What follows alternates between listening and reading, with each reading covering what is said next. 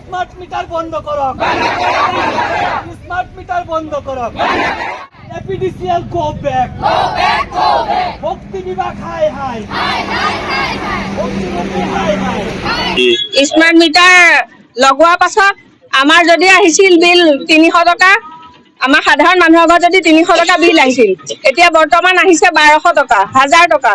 সেইটো কাৰণে আমাক স্মাৰ্ট মিটাৰ নালাগে। সেইটো আমি প্ৰতিবাদ কৰিবলৈ আহিছোঁ।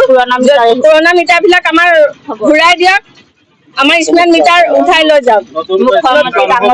আমাক নতুন স্মাৰ্ট মিটাৰ নালাগে।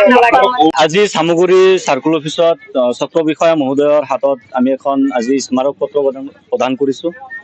স্মাৰক পত্ৰখন এই কাৰণে দিয়া হৈছে যে আপোনালোকে চাব, আগত পুৰণা মিটাৰত যদি বিল আহিছিল আপোনাৰ 500 টকা, এতিয়া 27 দিন হোৱা নাই এটা মিটাৰত বিল আহিছে আপোনাৰ 1012 টকা। আজি চাওক কেনেকুৱা এটা পৰিস্থিতি।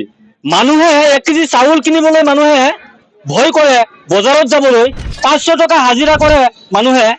500 টকা হাজিৰা কৰি 1 কেজি চাউলৰ দাম 50-ৰ পৰা 60 টকা। আৰু 1 কেজি আপোনাৰ শাক পাচলি বজাৰতো যাবই নোৱাৰি। বানপানী হৈ পেলাই আমাৰ অঞ্চলটো এতিয়া ইতিমধ্যে আমাৰ অঞ্চলটো মানে শাক পাচলি যিখিনি হৈছিলে খেতি বাতি সব বৰবাদ হৈ গৈছে।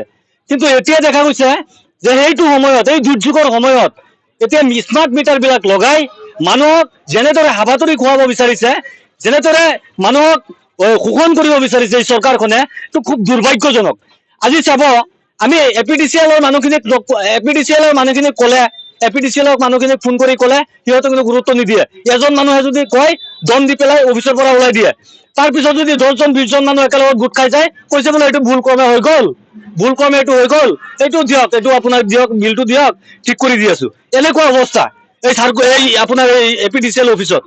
আৰু আপোনালোকে চাব পৰ্যাপ্ত পৰিমাণে ভোল্টেজ নাপায়, তাৰ পিছতো ইমান আকালংগী মানে এই বিদ্যুৎ বিল আহে।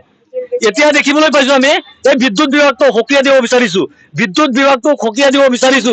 ইতিমধ্যে স্মাৰ্ট মিটাৰ, এই স্মাৰ্ট ডকাইত নামৰ বস্তুটো মানুহৰ ঘৰৰ পৰা উঠাই আনক। অন্যথা আজিতো আমি চাৰ্কুল অফিচত আহিছো। সিদিনাখন কিন্তু আমি এই ইলেক্ট্ৰিচিটি অফিচটো যে চামগুৰি ইলেক্ট্ৰিচিটি অফিচটো আমি কিন্তু ঘেৰাও কৰিবলৈ বাধ্য হ'ম।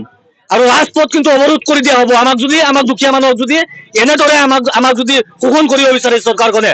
আমি চাওক, আজি আমাৰ প্ৰত্যেকটো অঞ্চল, এই মানুহখিনি যে আহিছে, প্ৰত্যেকটো অঞ্চলত এই মানুহৰ থকাৰ প্ৰত্যেকটো অঞ্চলত বানপানী, প্ৰত্যেকটো অঞ্চলত হাঁহ নচৰা অৱস্থা। মানুহৰ এটা গেছ চিলিণ্ডাৰ আনিবলৈ হলে মানুহে যিটো ভাবিব লাগে 300 টকাৰ পৰা আপোনাৰ হৈ গ'ল আপোনাৰ 1200-1300 টকালৈকে।